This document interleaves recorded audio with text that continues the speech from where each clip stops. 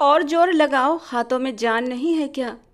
Please, मुझे नहीं पता था ये सब कैसे होगा। मुझे माफ़ कर दो।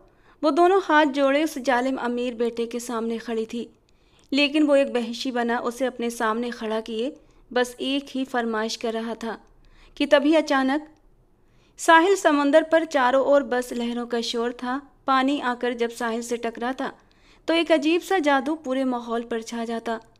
दूर तक फैले काले आसमान के ऊपर बीचों बीच एक गोल चांद चमक रहा था, जिसकी रोशनी ने पूरे माहौल को रोशन कर रखा था। आसमान पर चमकता हुआ चांद और जमीन के सीने पर उफनता हुआ समंदर माहौल को अजीब रहस्यमय बना रहे थे। बेजारी के साथ गाड़ी में बैठे निकुंज शेरावत ने अपनी घड़ी में वक्त देखा। धनंजय अपने बताए हुए समय से आधा घंटा लेट था। उसे उसके साथ डील करनी ही नहीं चाहिए थी। जो शख्स वक्त का पाबंद न हो वो तरक्की क्या खाक करेगा। सर झटकते हुए निकुंज शेरावत ने सिर्फ 5 मिनट और इंतजार करने का फैसला किया। उसका समय उन चंद करोड़ रुपयों से ज़्यादा कीमती था जो धनंजय उसे देने वाला था। पिछले आधे घंटे से वो समंदर किनारे अपनी गाड़ी पार्क करके उसमें बैठा हुआ था। आज होने वाली डील के नतीजे में उसे अपनी पेमेंट यहीं से हासिल करनी थी। पेमेंट करने वाला कोई और नहीं बल्कि उसका पुराना दुश्मन था। वो अब उसके साथ दुश्मनी ख़त्म करना चाहता था।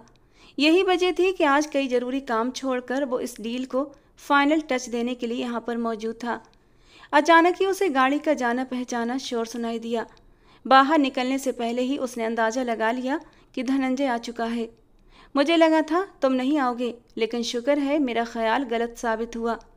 उसे गाड़ी से उतरते देखकर धनंजय ने आगे बढ़कर बड़ी गर्मजोशी से उसका हाथ मिलाया था।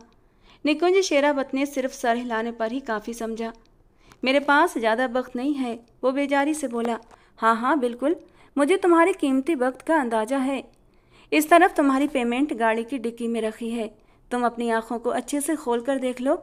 मैं तुम्हारे लिए क्या शानदार तोहफा लाया हूँ। दिल खुश ना हो जाए तो क्या कहना। धनंजय ने मतलब भरे अंदाज में दाई आंख मारते हुए कहा तो निकुंज शेरावत उसे बेजारी से देखकर रह गया।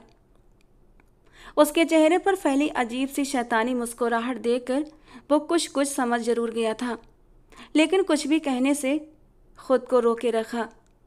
वो 29 साल का भरपूर मर्द था। काले रंग की जीन्स के ऊपर उसने सफ़ेद कॉलर वाली शर्ट पहन रखी थी। उसका ऑफिस टाइम ख़त्म हो चुका था, इसीलिए शर्ट के ऊपरी 2 बटन वो कब का खोल चुका था। आस्तीनें कोहनियों तक मोड़ने से उसके मजबूत बाजू साफ नजर आ रहे थे। उसकी काली आंखों में उलझन साफ थी। धनंजय ने उसे गाड़ी की तरफ बढ़ने का इशारा किया तो वो चुपचाप गाड़ी की तरफ बढ़ गया। आगे बढ़कर डिक्की का ढक्कन खोलते ही उसे एक जोरदार झटका लगा था। तभी वो पीछे मुड़कर धनंजय की ओर देखता है तो कभी डिक्की की ओर देखता है। एक पल के लिए उसके दिल की धड़कन तेज हुई थी। उसे धनंजय से किसी अच्छे की उम्मीद तो नहीं थी, लेकिन वो ये सब कुछ करेगा उसे ये भी उम्मीद नहीं थी। उसने गौर से डिक्की के अंदर देखा तो चांद की मध्यम रोशनी में डिक्की के अंदर एक लड़की का वजूद पड़ा हुआ दिखाई दिया। डिक्की खुलते ही वो बुरी तरह से मचली थी। हाथ पैर चलाकर वहाँ से आज़ाद होने की कोशिश की थी, लेकिन उसके हाथ पांव इस तरह बंधे हुए थे कि मचले जाने के बावजूद वो कुछ इंच से ज़्यादा हिल नहीं पाई थी। ये कौन है? एक सरसराता हुआ जुमला निकुंज शेरावत के लबों से निकला था। बेख्तियार ही उसने चांद के आगे आता हुआ अपना साया पीछे किया। उसके हटते ही रोशनी डिक्की में बंद उस वजूद पर पड़ी थी। उस लड़की के बाल बेतरतीबी से चेहरे और कंधों पर बिखरे हुए थे। बाल लंबे थे। एक नज़र देखने पर ही निकुंज शेरावत को अंदाजा हो चुका था कि कम से कम वो कमर तक लंबे तो जरूर थे। ब्राउन रंग की आंखों में आंसू ही आंसू थे। लबों पर बेरहमी से टेप चिपकाई गई थी। गाल पर एक नन्हा सा कट का निशान था जिससे हल्का सा खून रिस रहा था, और उसे देखकर साफ लग रहा था कि हाथ पांव बांधने से पहले लड़की ने पूरी कोशिश की है विरोध करने की। एक गुस्से की लहर निकुंज शेरावत के वजूद में उठी थी। पलट कर धनंजय की तरफ देखते हुए वो गुस्से से दहाड़ा, क्या है ये सब? क्या तुम्हें मेरे बारे में नहीं पता कि मैं इस टाइप का आदमी नहीं हूँ, और ना मुझे औरतों का शौक़ है, और ना ही इस तरह के तोहफे मुझे खुश कर सकते हैं। अगर तुम्हारे पास डील के बदले देने के लिए रकम नहीं थी तो तुम मना भी कर सकते थे। इस चंद करोड़ की रकम से मुझे कोई फ़र्क नहीं पड़ता, लेकिन ऐसा घटिया तोहफा लाकर मेरी तौहीन करने की तुम्हारी हिम्मत कैसे हुई? ये तोहफा मेरे लिए लाकर तुमने मेरी गैरत पर वार किया है और इसकी तुम्हें बड़ी सजा भुगतनी होगी। वो गुस्से से गुर्राया था और धनंजय के होश उड़ गए। पहले ही बड़ी मुश्किल से दुश्मनी ख़त्म करके वो निकुंज शेरावत की तरफ दोस्ती का हाथ बढ़ा रहा था। उसकी दोस्ती में उसे कितना फ़ायदा था ये बात तो वो और उसके आदमी अच्छी तरह जानते थे। उसे मनाने के इरादे से वो तुरंत आगे बढ़ा था। नाराज मत हो यार, अगर तुम्हें तोहफा पसंद नहीं आया तो मैं इसे वापस ले जाता हूँ। तुम्हें तुम्हारी डील के बदले पूरी रकम पे कर दूंगा, बस मुझे एक रात का वक्त दे दो। अपने आदमियों को इशारा करते हुए धनंजय ने डिक्की बंद करने का हुक्म दिया। निकुंज शेरावत होंठ भींच कर रह गया। पलटकर एक निगाह उसने खुली डिक्की से नजर आते उस वजूद पर डाली। उसकी ब्राउन आंखों में बेहिसाब डर था। कॉलेज की सफ़ेद यूनिफॉर्म जगह जगह से फटी हुई थी। निकुंज शेरावत एक पल में समझ गया था। क्या करोगे इसके साथ, वो न चाहते हुए भी पूछ बैठा। और धनंजय मुस्कुरा उठा। वही जो इस तरह की लड़कियों के साथ किया जाता है। ये वही है जिन्हें अपनी इज्जत से ज़्यादा पैसे प्यारे होते हैं, इसीलिए इसे वही देंगे जो ये चाहती है। धनंजय एक घिनौनी हंसी हंसा था। उसके आदमी भी अब तालियां बजाते हुए डिक्की के पास जमा हो रहे थे। उनकी आवाज़ें और जुमले बहुत कुछ कह रहे थे और लड़की के लबों से घुटी घुटी सी चीखें निकलने लगी थीं। डिक्की बंद करते हुए धनंजय के आदमी अब गाड़ी में बैठ रहे थे। धनंजय अब निकुंज शेरावत से अलविदाई हाथ मिलाने के लिए हाथ आगे बढ़ाता है और वही निकुंज के लिए फैसले का पल था। डिक्की बंद हो चुकी थी। गाड़ी किसी भी पल वहां से जाने वाली थी और गाड़ी के अंदर वो नारी स्वरूप शायद दोबारा उसे कभी दिखाई नहीं देता। उस लड़की की वो आंसू भरी निगाहें एक पल में ही निकुंज शेरावत के दिल को झकझोर कर रख चुकी थीं। और उसी पल निकुंज शेरावत ने फैसला कर लिया, रुक जाओ, ये लड़की मुझे देकर जाओ, मुझे ये पसंद है। उसके इस वाक्य पर धनंजय एक पल के लिए हैरान रह गया था। क्या कहा? तुम्हारे बारे में ऐसा कभी सुना तो नहीं? वो घबरा गया था। निकुंज शेरावत ने गुस्से से उसकी ओर देखा।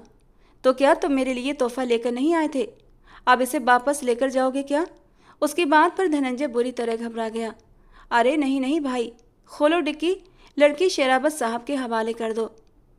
उसके आदेश पर उसके आदमियों ने फुर्ती से गाड़ी की डिक्की खोल दी थी।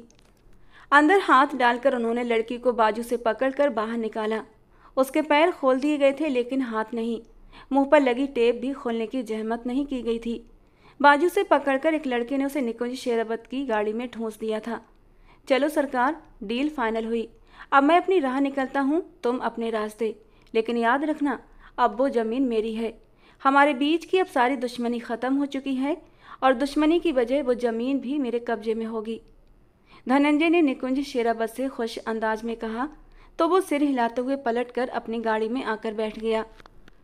उसने वहां से गाड़ी भगाने में ज़्यादा देर नहीं लगाई थी। पीछे बैठी वो लड़की लगातार घुटी घुटी आवाज़ में चीखते हुए खुद को छुड़ाने की कोशिश कर रही थी। निकुंज ने पलटकर एक ठंडी निगाह उस पर डाली। ज़्यादा शोर मचाने की ज़रूरत नहीं है, थोड़ी देर बाद मैं अपने घर पहुंच जाऊंगा।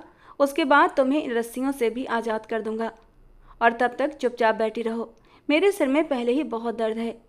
ज़्यादा परेशान किया तो इसी घने जंगल में जंगली जानवरों के हवाले करके चला जाऊंगा।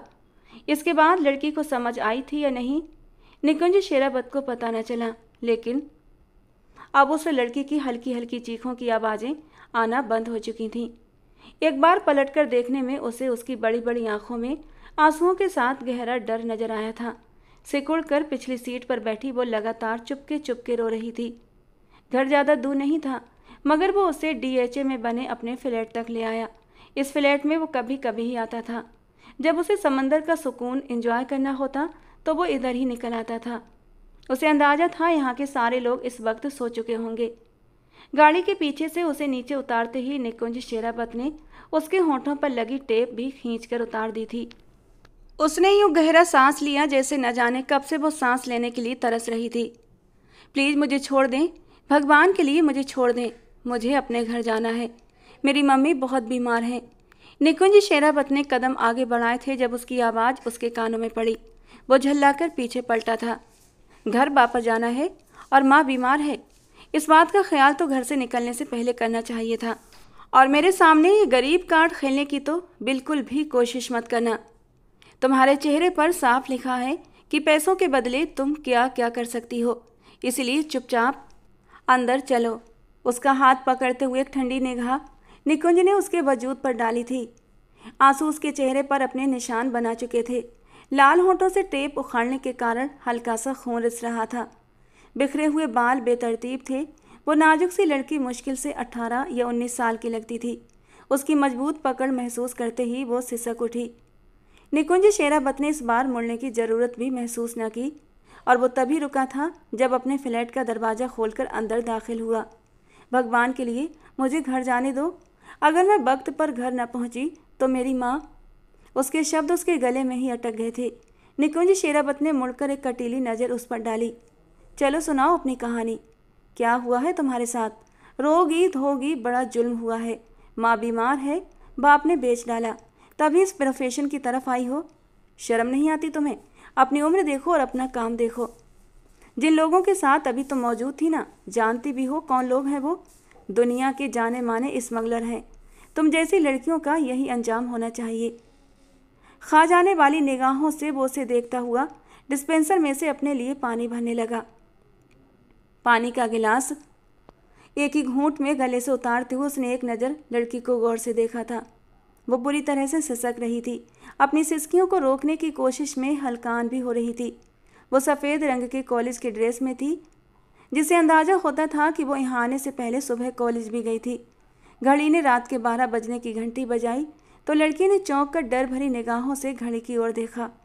ओ मेरे भगवान, 12 बज गए। मुझे वापस जाना है हर सूरत में। वो दरवाजे की तरफ लपकी थी, लेकिन इससे पहले कि वो बाहर निकलती, निकुंज शेरावत ने आगे बढ़कर उसका हाथ कसकर पकड़ लिया। तुम कोई सिंड्रेला हो जो तुम्हें 12 बजे अपने घर जाना है? तुम्हारी कीमत देकर आया हूँ मैं, तो अपनी कीमत तो वसूल करने दो। वैसे तो मुझे औरतों में कोई दिलचस्पी नहीं और ना ही इस तरह के शौक पाल रखे हैं, लेकिन कॉलेज यूनिफॉर्म में होकर तुम ऐसे लोगों के साथ मिली हो कि दिल चाहता है तुम्हारा वो हाल करूं कि तुम जैसी लड़कियां घर से बाहर कदम निकालते हुए भी 100 बार सोचें। घूंट घूंट पानी पीता हुआ वो दिलचस्प निगाहों से उसे देख रहा था, लेकिन उसके शब्द थे या उबलता हुआ लावा। सामने खड़ी लड़की फूट फूट कर रो पड़ी। उसे पता था कि पनाह उसके लिए कहीं भी नहीं है। सामने खड़ा ये मजबूत छाती वाला मर्द उसके साथ भरपूर इंसाफ करने का इरादा रखता था। दोनों हाथ उसके सामने जोड़ते हुए वो नीचे फर्श पर बैठती चली गई। सिसकियों का गला घोंटती वो बोलने की कोशिश कर रही थी, लेकिन आवाज़ गले से निकल नहीं रही थी। निकुंज ने पानी का गिलास भरकर उसकी ओर बढ़ाया था, जिसे वो एक ही सांस में पी गई थी। अब बोलो, क्या बोलना चाहती हो? उसके सामने सोफे पर वो आराम से बैठ चुका था और उसने गहरी सांस लेकर बोलना शुरू कर दिया। वो बरखा थी। पिछले महीने ही उसकी 19वीं सालगिरह हुई थी। सालगिरह क्या थी, घर में ही एक मोमबत्ती जलाकर उसने खुद को विश किया था। घर के हालात जितने बिगड़े हुए थे, उन बिगड़े हुए हालातों में केक लाना तो दूर की बात थी, मोमबत्ती भी उसे घर में ढूंढने पर ही मिली थी, जिसे जलाकर और फिर फूंक मारते हुए हैप्पी बर्थडे बोलकर खुद को ही उसने विश कर लिया था। पापा का देहांत तो बहुत पहले हो चुका था। उनकी एक छोटी सी दुकान पर न जाने किसने कब्जा कर लिया था कि सुनीता जी कई लोगों के घरों के चक्कर लगाने के बावजूद वो कब्जा छुड़वा नहीं पाई थी, और नतीजा ये निकला कि दुकान से आती हर महीने की वो मामूली सी आमदनी भी हाथ से चली गई थी, जिससे उनके घर 2 वक्त का खाना पक जाया करता था। इन्हीं सोचों ने सुनीता जी को अंदर ही अंदर घुलाना शुरू कर दिया था। माँ की गिरती सेहत और छोटे भाई का छूटता स्कूल देखकर बरखा बेबसी के इंतहा पर पहुँच गई थी, और इसीलिए उसने कॉलेज के बाद 2 घरों में ट्यूशन देने का फैसला किया। ट्यूशन पढ़ने वाले बच्चे छोटी कक्षा के थे। उनसे मुश्किल से इतने पैसे ही बनते कि महीने के आखिर में महीने भर का कुछ राशन इकट्ठा हो जाता। सुनीता जी को ऐसा गम लगा कि वो चारपाई की होकर रह गई थी। आप क्यों फिक्र करती हैं मम्मी? मेरे इंटर के एग्ज़ाम होने वाले हैं। एग्ज़ाम होते ही मैं किसी स्कूल में जॉब करूँगी। वो माँ को यूँ घुलता हुआ देखती तो चारपाई पर उनके पास बैठकर उन्हें तसल्ली देती। हकीकत तो ये थी कि वो खुद ही अंदर अंदर टूटती जा रही थी। कितने ख्वाब थे ज़िंदगी को लेकर उसकी आंखों की। शहद रंग झील अब सूखी सी दिखाई देती थी। घर में पापा का एक पुराना सा मोबाइल पड़ा था, जिसमें पड़ी सिम से ख़ानदान में अगर किसी को कॉल करनी होती तो कर ली जाती थी, लेकिन अरसा हुआ ख़ानदान वालों ने उन्हें फ़ोन करना ही छोड़ दिया था। वो छोटा सा फ़ोन हमेशा खामोश रहता, क्योंकि ख़ानदान वालों को लगता था अगर इन लोगों से रिश्ता रखा गया तो जेब से कुछ पैसे देने पड़ सकते हैं। बरखा अपने रिश्तेदारों के इस मामले में न्याय संगत समझती थी। उसे पता था कि उसके रिश्तेदार अपनी जगह बिल्कुल सही थे। आज के दौर में कौन किसी की एक पैसे की मदद करता है, और उसकी सोच बिल्कुल सही थी। किसी ने भी जिस दिन से फ़ोन किया वो माँ के इलाज के लिए ज़रूर उनसे रकम मांग लेती। खुद उसकी खुददारी इस बात की इजाज़त नहीं देती थी कि वो खुद फ़ोन करके किसी से पैसे मांगे। यूं ही बेजान से दिन गुजरते जा रहे थे जब इम्तिहान के दौरान उसे कैलकुलेटर की ज़रूरत पड़ी। बैग से पुराना सा कैलकुलेटर निकाल कर देखा, लेकिन उसमें सेल ख़त्म हो चुके थे। 2-3 बार थपथपाने के बावजूद वो नहीं चला था। तो बरखा ने मायूसी से उसे बैग में वापस डाल दिया। दीदी, आप मोबाइल में कैलकुलेटर इस्तेमाल कर लो, छोटे भाई ने मशवरा दिया। तो बरखा के लबों पर मुस्कुराहट दौड़ गई। अच्छा आइडिया है। सादा से सलवार सूट में वो कैलकुलेटर लेकर किताबें उठाए छत पर चली आई। कितनी देर तक सवाल हल करते करते उसकी कमर में दर्द होने लगा था। थोड़ी देर के लिए किताबें बंद करके उसने एक साइड पर रख दी और तभी मोबाइल बजा था। बरखा को हैरत हुई। आज तक तो किसी ने कॉल तो किया, मैसेज भी नहीं किया था। तो अभी कौन था जिसे उनकी याद आ गई थी? वो एक मैसेज था जो अनजाने नंबर से भेजा गया था।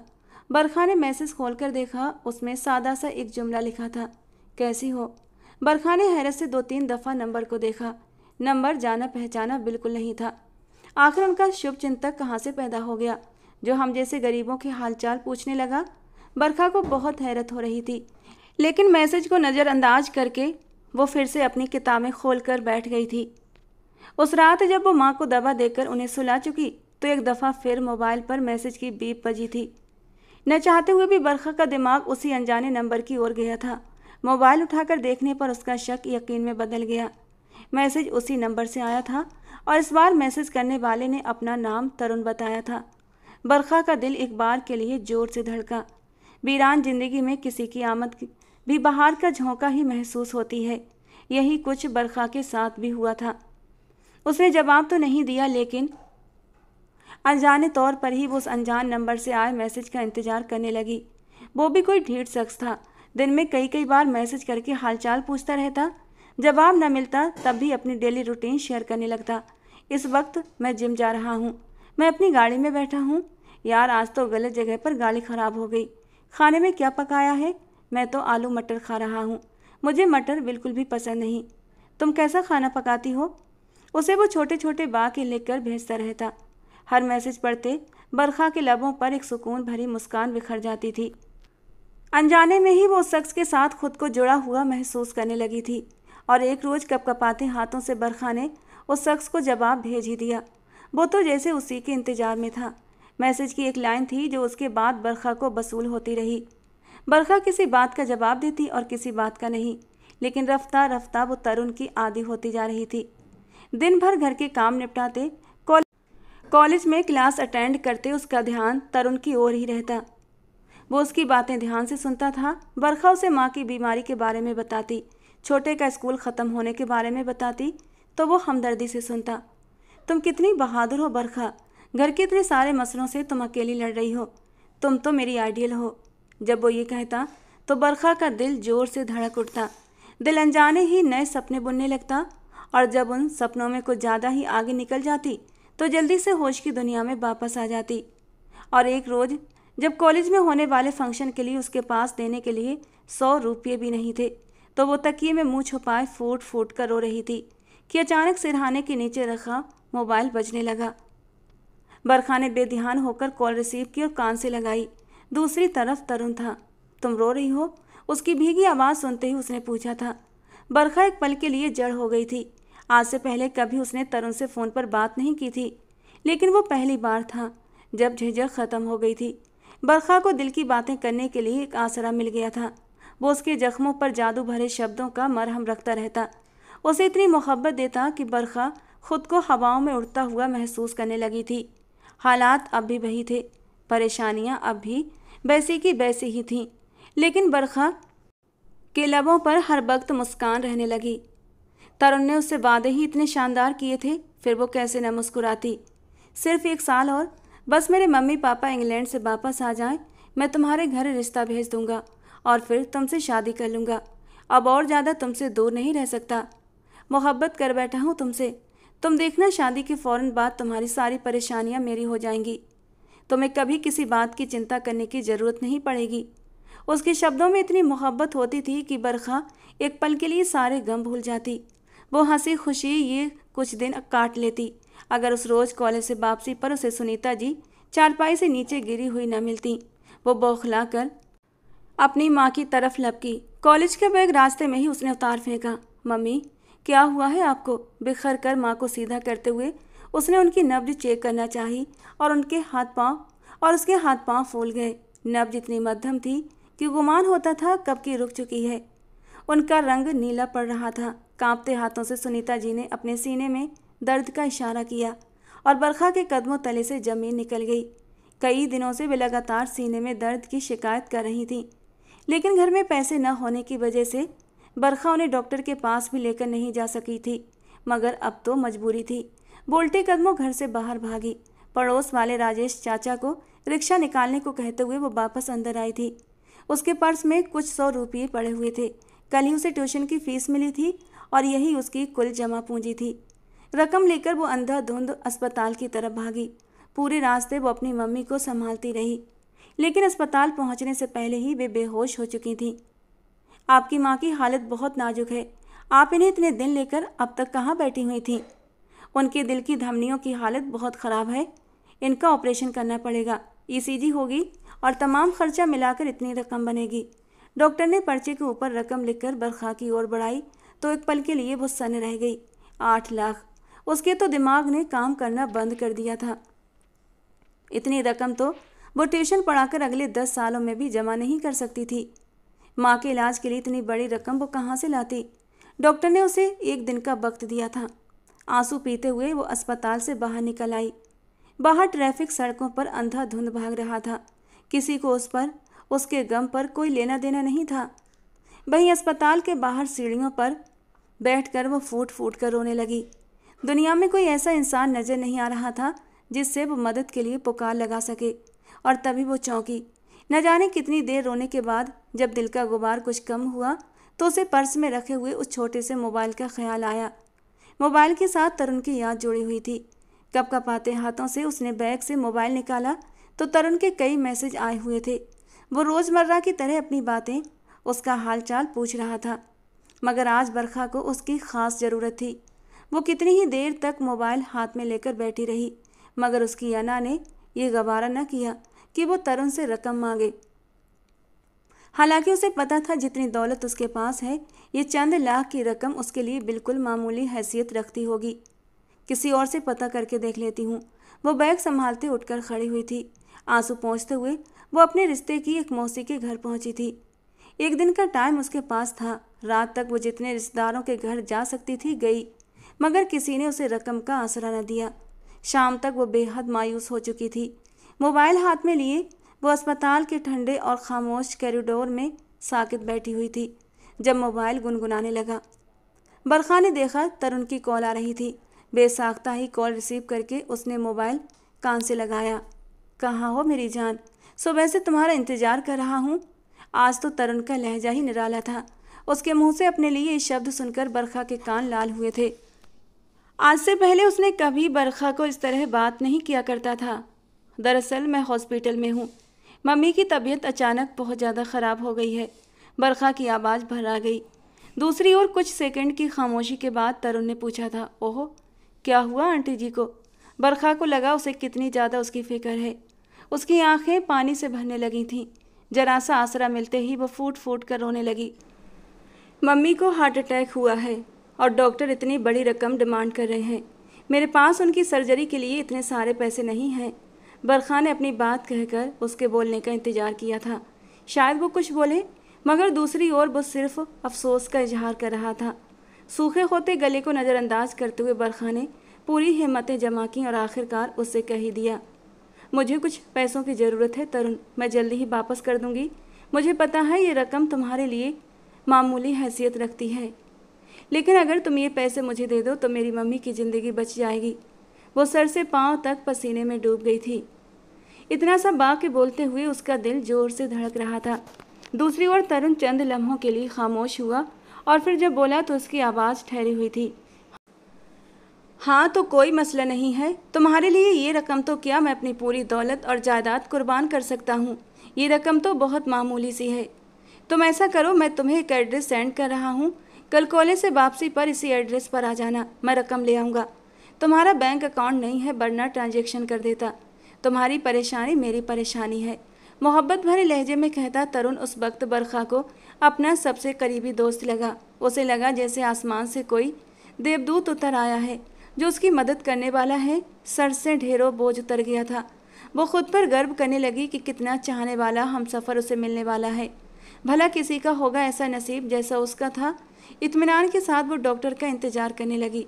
डॉक्टर आया तो बरखा ने उसे अगले दिन रकम जमा करवाने की पुष्टि करवा दी। डॉक्टर नेक दिल इंसान था।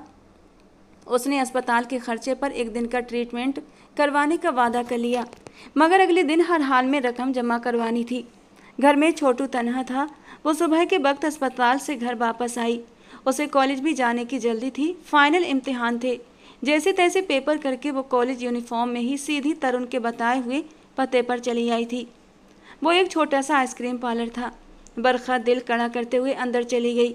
एक लम्हे के लिए वो बुरी तरह से घबरा गई। अंदर जगह जगह केबिन्स बने हुए थे जिनके आगे बराबर किए हुए पर्दे उसके अंदर खतरे की घंटियां बजा रहे थे। पता नहीं तरुण कहाँ रह गया। कपकपाते हाथों से उसने बैग से मोबाइल निकाल कर तरुण को कॉल की, मगर उसका नंबर व्यस्त था। वो बेचैनी से इधर उधर देखने लगी। तरुण ने उसे इस आइसक्रीम पार्लर के अंदर से गुजरकर उसके पिछले कमरे में आने को कहा था और हिम्मत जमा करके वो पिछले हिस्से तक चली आई। किसी ने उसे रोका नहीं था, यूं जैसे तरुण ने पहले ही उनसे अपने खास मेहमान का जिक्र कर रखा हो। न जाने क्यों बरखा को लगा कि आइसक्रीम सर्व करने वाले लड़कों की आंखों में उसे देखकर मुस्कुराहट उतर आई थी। कुछ ऐसे भाव थे जिन्हें बरखा समझ नहीं पा रही थी, लेकिन दिल जोरों से धड़क उठा था। पीछे बना ये छोटा सा कमरा शायद इन लड़कों के ही इस्तेमाल के लिए था। 3 छोटे छोटे बेड, कमरे की हालत बेहद गंदी थी। एक छोटा सा वॉशरूम जिससे बदबू के भभके उठ रहे थे।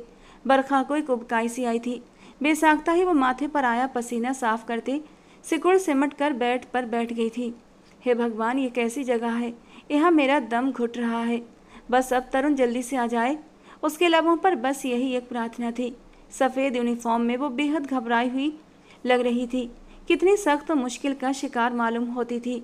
उसे वहाँ बैठे 5 ही मिनट गुजरे थे कि कमरे का दरवाज़ा खुला। वो घबराकर अपनी जगह से उठी। उसके चेहरे पर खौफ फैल गया। मैं तरुण हूँ, आने वाले ने मुस्कुराकर कहा तो बरखा के चेहरे पर सुकून फैल गया। उसने आज पहली दफ़ा तरुण को देखा था। आवाज़ वही थी। वो एक पल में ही उसे पहचान गई थी। ये बहुत अजीब सी जगह है, मुझे यहाँ बहुत घबराहट हो रही है, हम कहीं बाहर चलें? बरखा ने बैग पर अपनी पकड़ मजबूत करते मुश्किल से कहा था। तरुण ने गहरी नज़रों से उसका जायजा लिया। न मालूम क्यों बरखा को यूँ महसूस हुआ जैसे वो किसी गहरी सोच में गुम था। हाँ चलते हैं बाहर, इतनी भी जल्दी क्या है? उसने पलट कर दरवाज़ा एकदम से लॉक किया और बरखा की आंखें हैरानी से फैलीं। दरवाज़ा क्यों लॉक कर रहे हो? वो घबराकर 2 कदम पीछे हटी थी। हर बात में सवाल करती हो यार, अभी बाहर से कोई आ जाएगा डिस्टर्ब करने। इतने महीनों से तुम पर मेहनत कर रहा हूँ, आज तो हाथ लगी हो, अब इतनी जल्दी दूसरों को थोड़ी ना बारी आने दूंगा। वो झुंझलाकर कहता उसकी तरफ पलटा था। बरखा की आंखें बेयकीनी से फैलीं। बारी? क्या मतलब? उसके लबों से सरसराता हुआ निकला था। तरुण ने उसे सर से लेकर पांव तक देखा। बिल्कुल नाजुक सी कली लगती हो तुम। तुम्हारी आवाज़ से ही अंदाजा हो गया था कि इस बार माल तगड़ा हाथ लगेगा। बेहुदा भरे अंदाज में कहता वो बिल्कुल उसके पास आकर खड़ा हो गया था। बरखा पीछे हटते हटते दीवार से जा लगी। आंखें तरुण पर जमी थीं। तरुण आंखों में अब उसकी आंखों में नमकीन पानी भरने लगा था। दिल ये सच्चाई स्वीकार करने के लिए राजी नहीं था। ये क्या बात कर रहे हो तरुण? मैं तो तुमसे पैसे लेने के लिए आई हूँ ना। वो घबरा उठी थी। एकदम कुछ गलत हो जाने का एहसास उसके अंदर जाग उठा था। तरुण ने सर झटका। अरे हाँ यार, पैसे मिल जाएंगे तुम्हें। पैसा पैसा पैसा कर रही हो कब से? मेरी तरफ भी देख लो, कब से अपना वक्त और पैसा तुम्हारे ऊपर लुटा रहा हूँ। पता है कॉल पर कितने पैसे कटते हैं? ऊपर से कीमती टाइम भी तुम्हें देता था। दाएं हाथ से उसकी कलाई अपनी गिरफ्त में लेते तरुण ने लार टपकाते हुए कहा था। बरखा ने सख्ती से अपनी आंखें मींच लीं। उसने गलती कर दी थी और उसे इस बात का एहसास हो गया था। पीछे हटो, मुझे यहाँ से जाना है। उसने तरुण को धक्का देते हुए वहां से निकलना चाहा, मगर वो बिफरा हुआ था। उसने दोनों बाजुओं से पकड़कर बरखा को दीवार से लगाया और उसका रास्ता पूरे तौर पर रोककर खड़ा हो गया। क्यों जाना है? पैसे नहीं चाहिए क्या? तुम्हारी माँ मर रही है हॉस्पिटल में, कल से सर खाया हुआ है तुमने पैसा पैसा करके, अब लेकर जाओ ना पैसा, लेकिन उससे पहले मुझे खुश कर दो। वो उसकी ओर झुका। बरखा के लबों से एक चीख निकली थी। उसे एक जोरदार धक्का देते वो तेजी से बाहर की ओर भागी। अपने पीछे से उसे तरुण की एक आवाज़ सुनाई दी थी। वो पागलों की तरह उस पर झपटा था, मगर उसके आने से पहले ही बरखा दरवाज़ा खोलकर अंधाधुंध बाहर की ओर भागी। आइसक्रीम में बैठे कपल्स ने मुड़कर इस तरह भागते उसे देखा था। वहां बैठे लोगों के चेहरे पर थोड़ी सी हैरानी भी थी। इससे पहले वो कुछ समझ पाते बरखा तेजी से पागलों की तरह भागते हुए बाहर निकल कर आई थी। उसके दिमाग में बस यही था कि जल्द से जल्द उसे निकुंज की पहुंच से दूर जाना है, मगर उसकी किस्मत फिलहाल इतनी अच्छी नहीं थी। आंखों में आंसुओं को रगड़कर साफ करते हुए वो रोड पार करने ही लगी थी, जब सामने से आती गाड़ी ने उसे जोरदार टक्कर मारी थी। वो उछल कर दूर जा गिरी। दर्द की टीसें उसके पूरे वजूद में जाग उठी थीं। आंखों के आगे भी अंधेरा छाने लगा था, लेकिन उसे अपनी जान से ज़्यादा अपनी इज्जत की परवाह थी। घबराकर उसने मुड़कर देखा। तरुण अब उसके सर पर पहुंच चुका था। पकड़ इसे, चिड़िया बहुत हवाओं में उड़ रही है, अभी निकालता हूँ सारे बल। उसे बाजू से पकड़कर निकुंज ने सामने खड़ी बैन में। बरखा के लबों से घुटी घुटी सी चीख निकली, मगर वो ताज़ा चोटों के दर्द से बेहाल थी। निकुंज ने अंदर बैठकर गाड़ी का दरवाज़ा बंद कर दिया। अंदर बैठते ही उसने तेजी से बरखा के हाथ और पैर, लबों पर भी टेप लगाकर उसने एक जोरदार मुक्का बरखा की कनपट्टी पर मारा था। उसकी आंखों के आगे अंधेरा छाता चला गया। क्या कर रहा है यार, इतना मारेगा तो माल की शक्ल बिगड़ जाएगी। जानता है ना, धनंजय हर चीज़ देखभाल कर खरीदता है। इस बार हमें माल उसको सप्लाई करना है, जरा अपने हाथों को कंट्रोल में रख। ड्राइविंग सीट पर बैठे हुए शख्स ने तरुण से कहा, मगर बेहोश होने से पहले बरखा उनकी बातचीत सुन चुकी थी। वो नर्क के किस गड्ढे में गिर चुकी थी, अब उसे अंदाजा हो रहा था। बंद होती आंखों के साथ उसने गाड़ी के स्टार्ट होने की आवाज़ सुनी थी। उसने खुद को होश में लाने की भरपूर कोशिश की थी, लेकिन इस कोशिश में वो नाकाम रही और उसके हवास उसका साथ छोड़ते चले गए। उसकी आंख खुली तो वो किसी छोटे से डब्बे में बंद थी। वो बुरी तरह घबरा उठी। बचपन से ही उसे तंग जगहों से डर लगता था।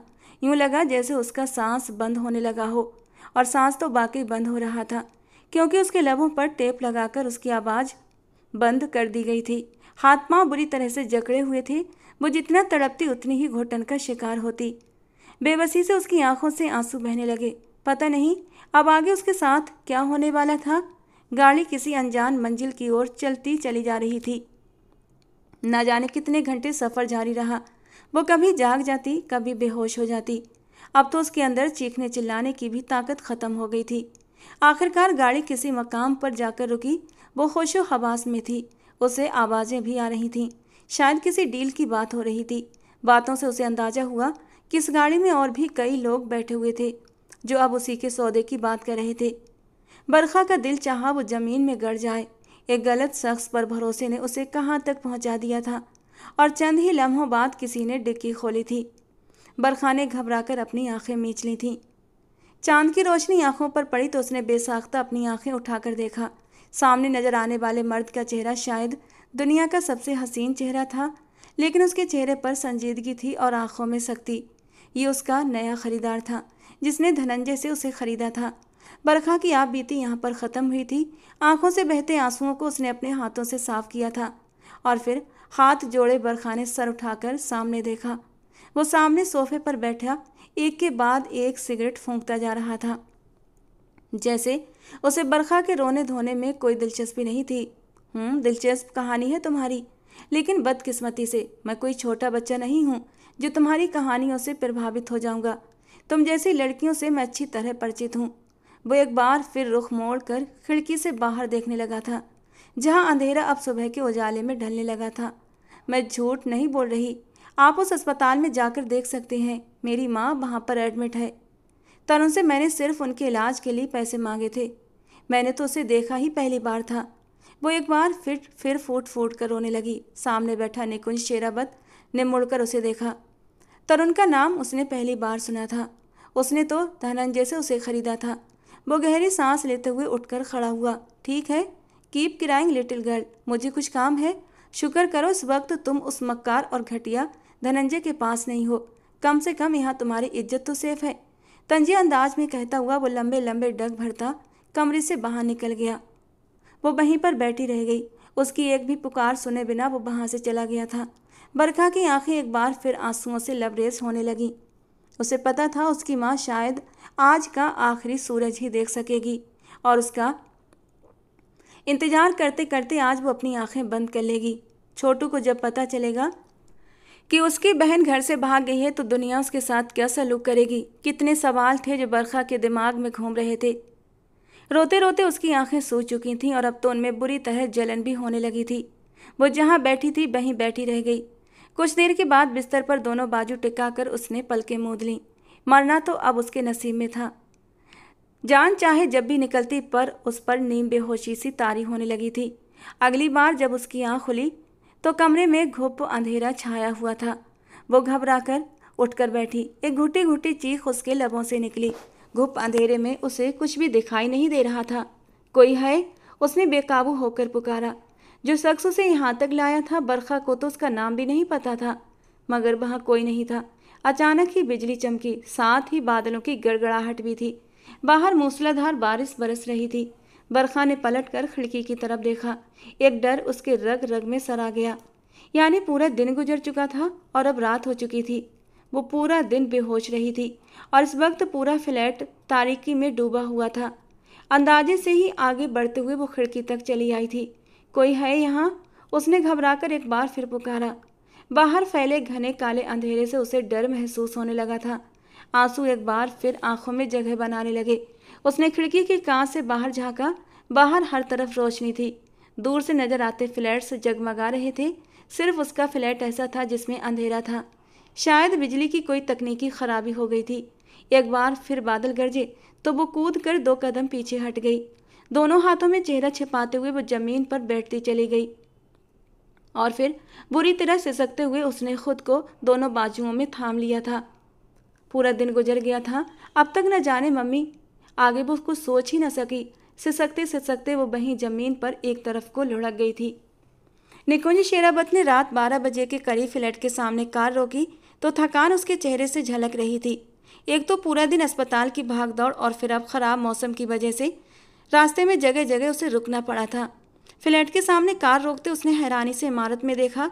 हर तरफ रोशनी थी, सिर्फ उसका फ्लैट अंधेरे में डूबा हुआ था। ओहो, आज फिर से वही समस्या हो गई। वो चाबी निकालते हुए कार से बाहर निकला था। फ्लैट का दरवाज़ा खोलते हुए वो अंदर दाखिल हुआ।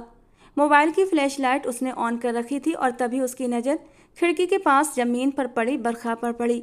वो घबराकर तेज़ी से उसके करीब आया था। अरे लड़की सुनो, उठो प्लीज़, तुम मुझे सुन रही हो ना? वो सच में घबरा गया था। वो तो उसके बारे में बिल्कुल ही भूल गया था। घने अंधेरे में वो शायद डरकर बेहोश हुई थी और उसे अच्छी तरह अंदाजा था कि वो पिछले कई घंटों से भूखी भी थी। उसने कुछ भी खाया पिया नहीं था। परेशान होते हुए उसने मोबाइल पर बिजली बहाली के लिए कॉल कर दी थी। कुछ ही देर बाद फ्लैट की लाइट्स जल गईं तो उसने ध्यान से बरखा का जायजा लिया। रो रो कर उसकी आंखें सूज गई थीं। बाल अस्त व्यस्त बिखरे पड़े थे। कॉलेज की सफ़ेद ड्रेस अब मैली हो रही थी। चेहरे पर आंसुओं के निशान थे। निकुंज शेरावत के दिल को कुछ हुआ था। धीरे धीरे उसे दोनों बाजुओं में उठाकर उसने उसे बेड पर डाल दिया और फिर इससे गिलास में ठंडा पानी लेकर आया था। वो उसके चेहरे पर छींटे मारने ही वाला था, लेकिन उससे पहले ही वो जाग गई। कसमसाकर आंखें खोलते उसने सामने बैठे निकुंज शेरावत को देखा तो पलक झपकते ही एकदम से पीली पड़ गई थी। एक झटके से वो बेड से नीचे उतरी थी। डोंट वरी, घबराओ मत, प्लीज़ आराम करो, कुछ नहीं होगा, बैठ जाओ बेड के ऊपर।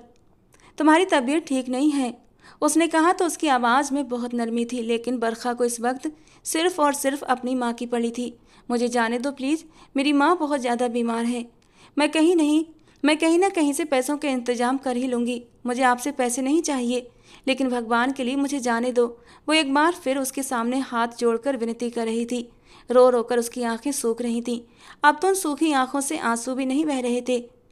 निकुंज शेरावत उसे देखते रह गया। ठीक है, आओ मेरे साथ, लेकिन पहले ये पानी पी लो। पानी का गिलास उसने बरखा की ओर बढ़ाया। न चाहते हुए भी उसने एक ही सांस में पूरा गिलास खाली कर दिया। तुम्हारा नाम क्या है? निकुंज ने पूछा तो वो हैरानी भरी निगाहों से उसे देखती रही। अब हर बार लड़की तो नहीं कहकर संबोधित कर सकता ना, उसने जैसे सफाई दी। बरखा धीरे से सिर झुकाकर बोली तो निकुंज ने सर हिलाया। चलो आओ मेरे साथ बरखा, बारिश रुक गई है और बाहर मौसम काफ़ी अच्छा है, तो मैं तुम्हें कुछ दिखाना चाहता हूँ। वो उसका हाथ आराम से थाम कर फ्लैट से बाहर लेकर आया था।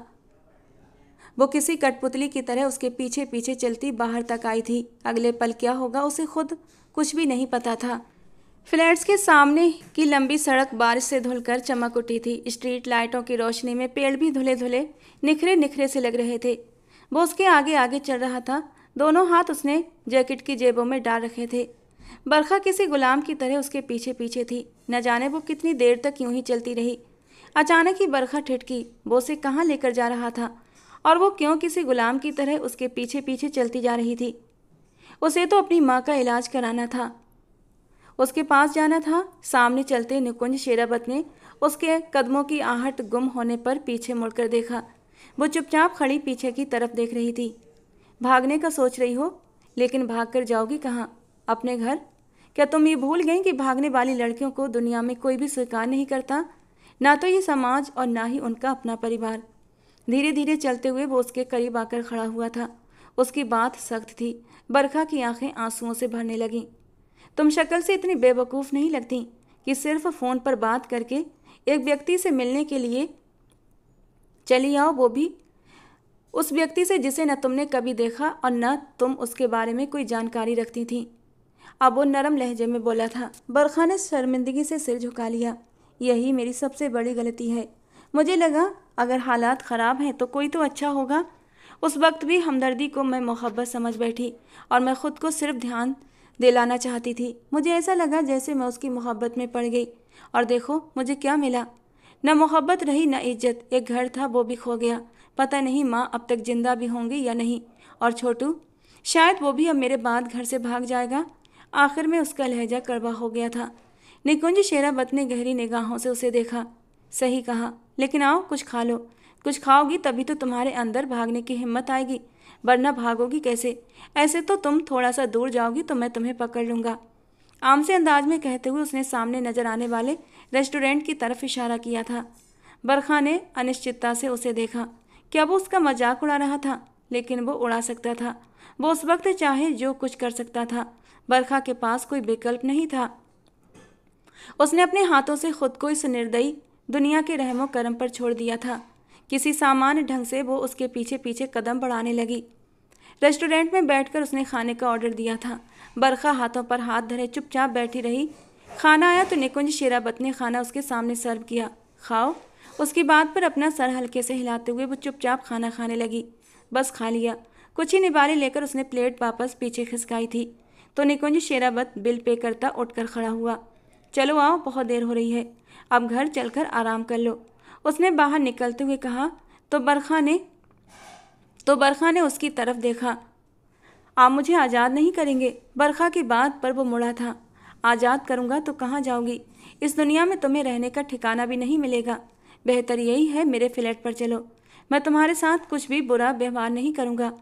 वो फिर से आगे आगे चलने लगा था और बरखा ना चाहते हुए भी उसके पीछे पीछे चलने लगी। आंसुओं को रोकती लड़खड़ाते कदमों से चलती वो उसके पीछे ही फ्लैट में दाखिल हुई तो ये बात उसे मानना पड़ी कि इस इंसान के पास भगवान का दिया पैसा बहुत ज़्यादा था। वो वहीं से सीधे अपने कमरे में चला गया था। कमरे में दाखिल होते ही वो अलमारी तक गया और एक टी शर्ट और ट्राउज़र निकाल कर उसने बेड पर रखा। तुम्हारे कपड़े बहुत ज़्यादा मैले हो गए हैं, तो अपने कपड़े बदल लो और तुम यहाँ सो जाओ, मैं पास वाले कमरे में सो रहा हूँ। और हाँ, रात के समय चिल्लाकर मुझे डराना मत। यहाँ से समंदर करीब है और बारिश अक्सर हो जाती है और मेरे फ्लैट की बिजली में कोई समस्या आती रहती है, इसीलिए अक्सर लाइट बंद हो जाती है। थोड़ा बहादुर बनो। वो उसे निर्देश देता हुआ बेजारी से सिर हिलाकर कमरे से बाहर निकल गया। बरखा ने अब इस बात से उसे बाहर जाता देखा। फिर कांपते हाथों से दरवाज़ा लॉक करते एक बार फिर अपनी किस्मत पर फूट फूट कर रोने का मन हुआ था। पलटकर बेड पर बैठते हुए वो फूट फूट कर रो पड़ी थी। अगली सुबह वो जागी तो कमरे पर दस्तक हो रही थी। उसने उठकर दरवाज़ा खोला तो वो सामने खड़ा था। ये लो, जल्दी से कपड़े बदल लो। बरखा ने अभी तक कॉलेज का ही पहनावा पहना हुआ था। उसका दिया हुआ टी शर्ट और ट्राउज़र वहीं बेड पर पड़ा था। लिफाफा हाथ में लिए वो अंदर मुड़ी। उसमें एक ड्रेस थी, शानदार और ब्रांडेड। जल्दी से कपड़े बदल कर आओ, मैं नीचे गाड़ी में तुम्हारा इंतजार कर रहा हूँ, वो कहता हुआ पलट गया था। तो बरखा ने उसके पीछे जाने में ही अपनी भलाई समझी। कुछ ही देर बाद वो गाड़ी में उसके साथ बैठी थी और वो आंधी और तूफान की तरह से गाड़ी चला रहा था। उसके चेहरे पर गहरी गंभीरता थी। गाड़ी अस्पताल के सामने रुकी तो बरखा को एक जोरदार झटका लगा था। ये तो वही अस्पताल है जहां माँ, टूटा हुआ बाग उसके होठों से निकला। तो निकुंज शेरावत ने सिर हिला दिया। पहली बार उसके होठों पर वो मुस्कान देख रही थी। हाँ, ये वही अस्पताल है।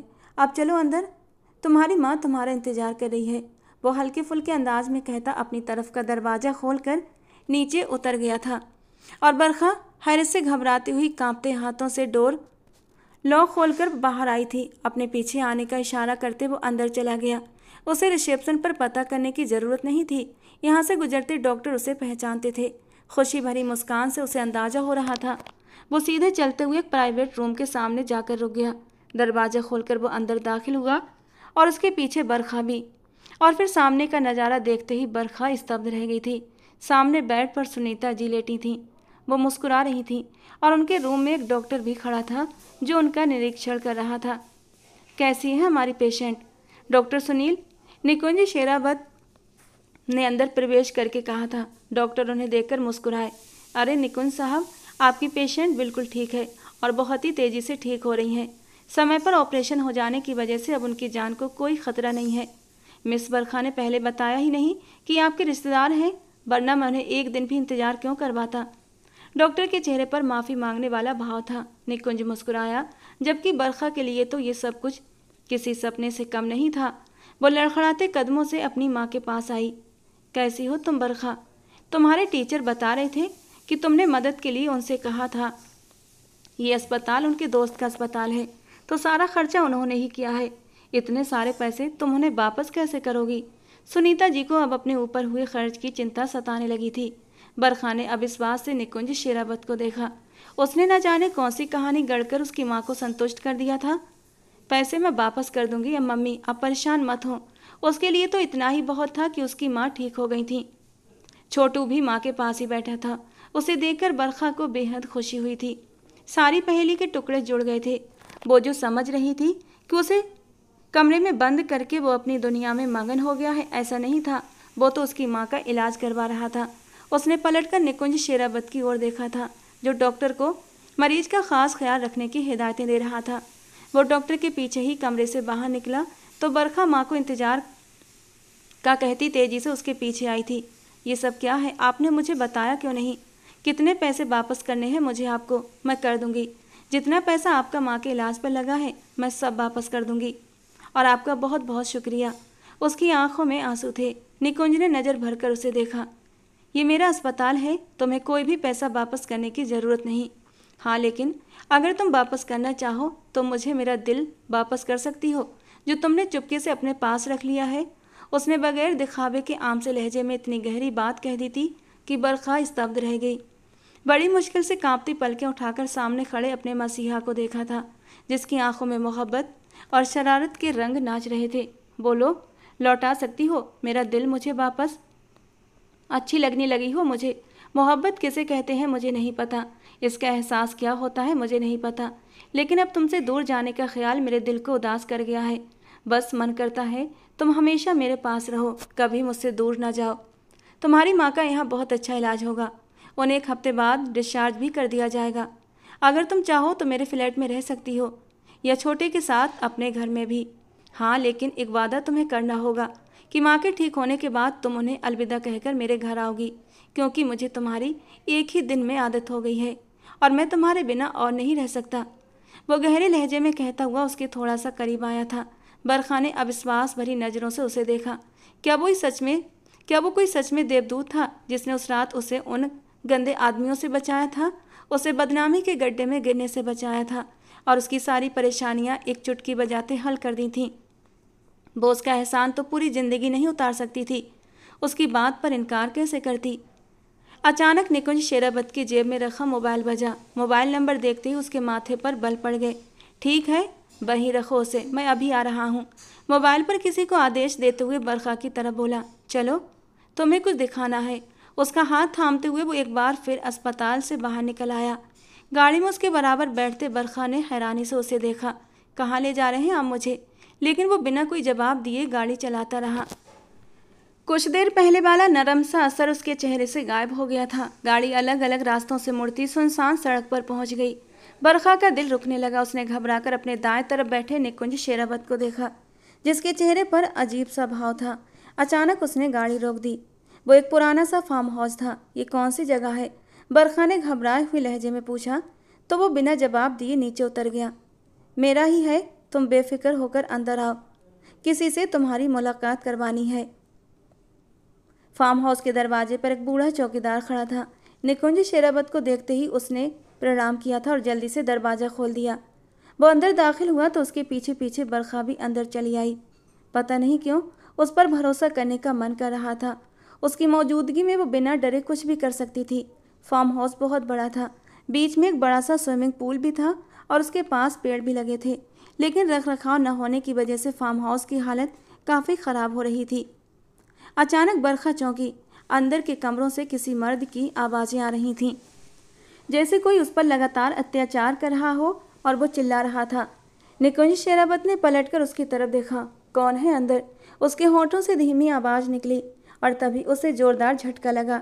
वो आवाज़ तो तरुण की थी। बरखा ने उसे पहचान लिया था। महीनों तक उसने उसी आवाज़ को अपना मसीहा मानकर उससे बातें की थीं।